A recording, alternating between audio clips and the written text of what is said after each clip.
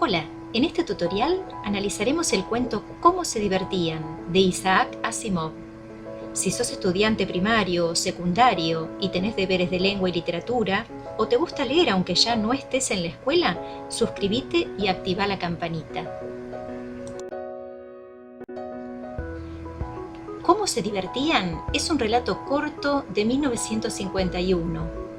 Pertenece a la ciencia ficción y muestra la rutina escolar domiciliaria o homeschooling de dos niños en el siglo XXII, precisamente en el año 2157. Según escribe Margie en su diario, Tommy descubrió un libro auténtico que trata sobre cómo estudiaban los abuelos de sus abuelos. Ella recuerda algo que su abuelo le contó sobre sus ancestros, cómo se estudiaba en el siglo XX, con libros de papel, en una escuela, con más jóvenes y un profesor humano. En cambio, ellos deben estudiar con un profesor mecánico, insertar sus tareas en una ranura y en un segundo, ¡paf!, la máquina las corrige. No hay feriados ni temporales que valgan. La clase es impostergable. Por el relato suponemos que la educación era ajustada a cada edad madurativa o al coeficiente intelectual, independientemente de la edad cronológica de cada estudiante. Pero esa rutina educativa era también aislada, solitaria y cosificante. No había escapatoria, salvo esta avería, que el profesor mecánico funcione mal.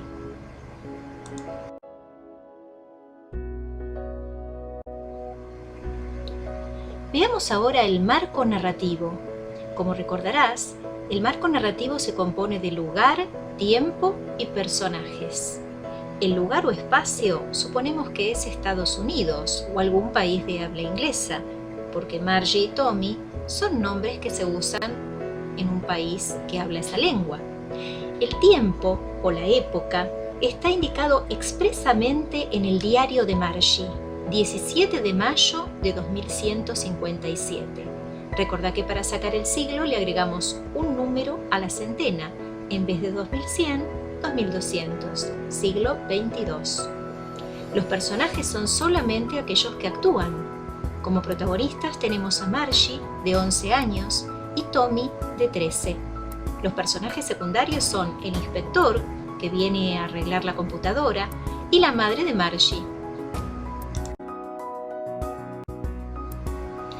En este relato podemos observar la diferencia entre la escuela de los abuelos de estos niños y aquella en la cual estudiaban Margie y Tommy. En la antigüedad, los libros eran, según ellos, auténticos. Fíjense que en el cuento dice que hay palabras que permanecían inmóviles en vez de moverse como debieran sobre una pantalla. Y cuando se volvía a la página anterior, en ella seguían las mismas palabras que se habían leído por primera vez. Esto es incomprensible para Margie y Tommy porque ellos tienen libros electrónicos con capacidad para más de 1 millón de libros. Los profesores de la antigüedad eran humanos, pero el de Margie y Tommy es mecánico. Mientras los abuelos de los abuelos iban a otro edificio a estudiar y se encontraban para estudiar y para jugar con más estudiantes, Margie y Tommy estudian en sus casas, sin interrelacionarse con sus colegas.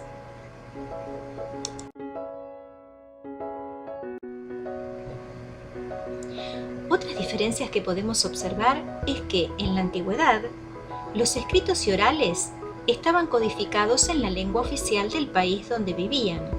En cambio, para Margie y Tommy, los deberes deben estar escritos en un código que aprenden cuando tienen más o menos 6 años. Tal vez sea una forma de perfografo verificación, un sistema complejo para transmitir datos que se usó comercialmente desde 1952 a 1970 aproximadamente, y que implicaba conocimientos de cálculo avanzado, sistema binario, inglés técnico e informática. Esto nos deja pensando en que estos niños están en un mundo muy evolucionado, en el cual Estos conocimientos, a los 6 años, como dice Margie, eran cosas normales. Por otro lado, los ejercicios son comunes en la época de los abuelos a todos los inscritos en ese grupo, por edad más o menos cronológica. En cambio, en la época en la cual viven Margie y Tommy, en el siglo XXII, los ejercicios se adaptaban a la edad madurativa del estudiante. El inspector pone, por ejemplo, geografía en nivel 10 años, aunque Margie tiene 11.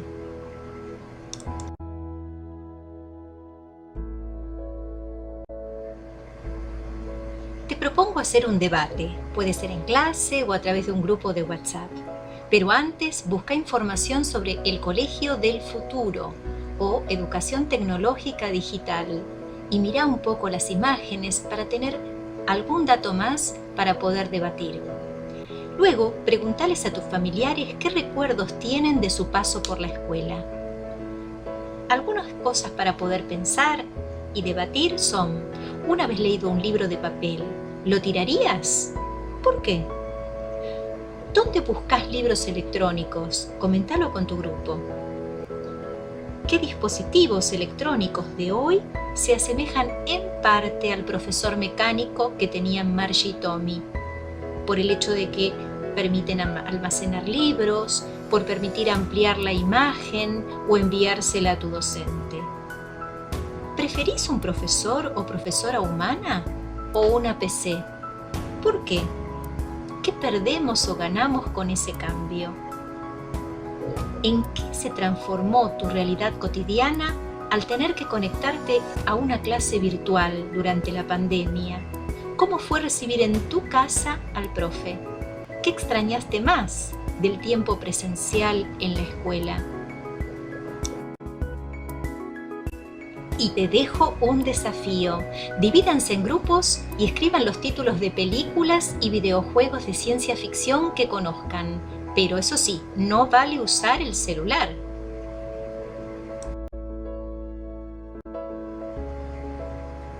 Este relato pertenece al género narrativo cuento. El autor nos presenta la historia a través de un narrador, y ese narrador está en tercera persona omnisciente. Repasemos un poco. Ese narrador omnisciente es aquel que sabe lo que los personajes sienten y lo que piensan. Una frase que sirve para ejemplificar el tipo de narrador extraída del cuento sería: Margie siempre había odiado la escuela, pero ahora más que nunca. Observen que cuando ponemos un ejemplo, lo enmarcamos entre comillas. Y además destacamos el verbo había odiado. Efectivamente está en tercera persona. Y además odiar es un sentimiento. Por eso es un buen ejemplo para el narrador en tercera persona omnisciente. Una frase que no sirve para ejemplificar el tipo de narrador sería: ¿de la escuela? Mirá que escribir sobre la escuela. Odio la escuela. Pensá en la diferencia entre la narración y el diálogo. Aunque este sea solo un parlamento y no constituya un diálogo completo, fíjate que al tener el guión de diálogo, sabemos que lo dijo un personaje y que no está hablando el narrador. Tarea para repasar: busca más ejemplos correctos para justificar el narrador.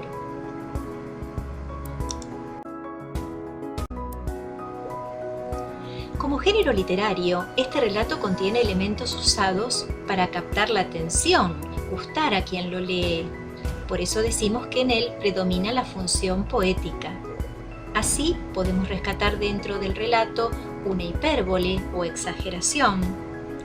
El profesor mecánico calculaba la nota en menos tiempo que se precisa para respirar. Imágenes sensoriales como una auditiva o táctil que dice: y se marchó acto seguido, silbando y con su polvoriento libro bajo el brazo. O esta otra, táctil visual: volvieron las páginas amarillas y rugosas y se sintieron tremendamente divertidos al leer palabras que permanecían inmóviles. Hay también una personificación propia de este tipo de relatos de ciencia ficción. el profesor mecánico ya la estaba esperando. Y, por ejemplo, una ironía que tal vez te parezca muy particular, muy cercana. Margie siguió pensando en lo mucho que tuvo que gustarles la escuela a los chicos en los tiempos antiguos. ¿Será verdad?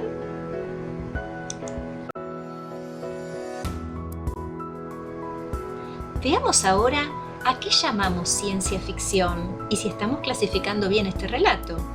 Los relatos de ciencia ficción son historias cuyos hechos se presentan como razonables o posibles dentro de un mundo generalmente futuro, altamente desarrollado.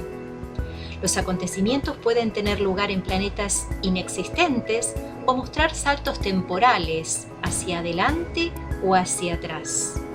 Los hechos están sustentados con razonamientos científicos o basados en inventos técnicos.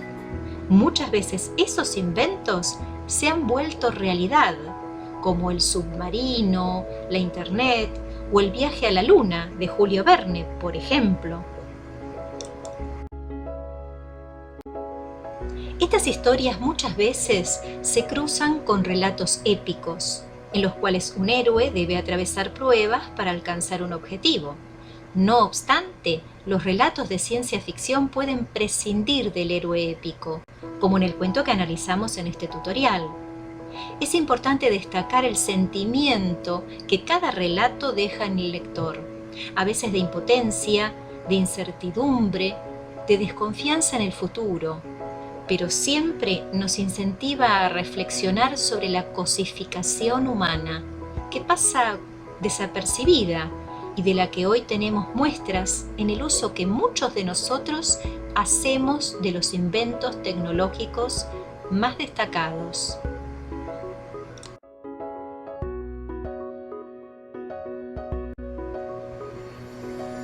Como género de anticipación, la ciencia ficción se caracteriza también por la introducción de muchos neologismos o palabras inventadas.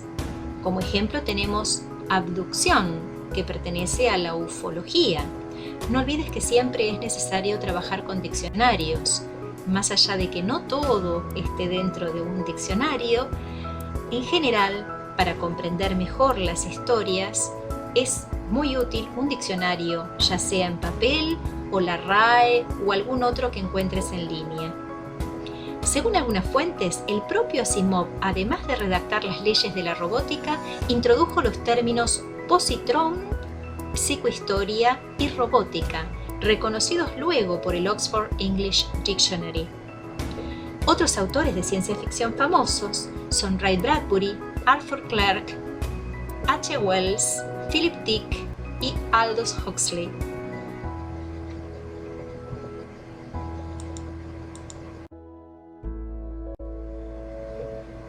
Veamos entonces algunos de los temas que aparecen en cuentos, novelas, películas o videogames de ciencia ficción. Uno de ellos puede ser viajes en el tiempo y a través del espacio sideral. Los personajes de estas historias suelen ser robots o androides, cyborgs, clones, avatares, extraterrestres, aliens, mutaciones genéticas. Te invito a descubrir la sinonimia entre algunos de estos términos y las diferencias, usando diccionarios o la web. Hay experimentos científicos que causan catástrofes o provocan la desaparición de la raza humana, la destrucción del planeta. También podemos encontrar la vida de los últimos hombres de la Tierra en comunidades bajo gobiernos totalitarios. Se muestran también disutopías, en donde el hombre deja de ser un ser humano para transformarse en una cosa. Por eso hablamos de cosificación del hombre. Hay también tratamiento de la vida en otros planetas que pueden ser existentes o inventados, y la conquista del espacio.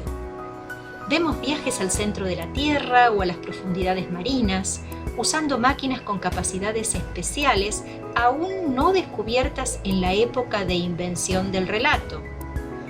Las casas suelen ser domotizadas o robotizadas y se rebelan generalmente contra sus creadores. Esto es también una disutopía. Y además podemos encontrar un montón de relatos que tratan sobre la realidad virtual usada para manipular la mente humana. Algunos datos que podemos comentar sobre el autor, además de que vos busques la biografía completa, es que nació en Rusia en 1920 y murió en Estados Unidos en 1992. Inventó las leyes de la robótica, las podés ver, por ejemplo, en la película El hombre bicentenario de 1999, que está basada en un libro del propio Isaac Asimov. Dicen que desde su primera novela, En la arena estelar, del año 51, hasta la última, Hacia la fundación, de 1992, se puede calcular que escribió un promedio de 12 libros por año, o sea que fue un escritor muy prolífico. Y, merecidamente, un cráter en el planeta Marte y un asteroide llevan su nombre.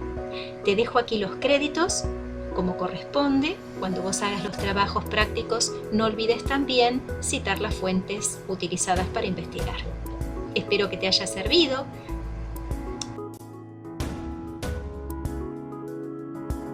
Y no olvides suscribirte para recibir los próximos tutoriales sobre lengua y literatura.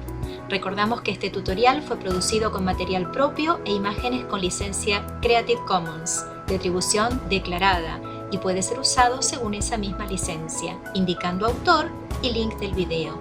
Si te sirvió el material, regálame un like.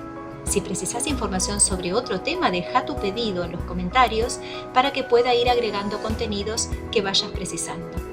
Si querés que YouTube te avise cuando suba otro tutorial, suscríbete. Hasta la próxima.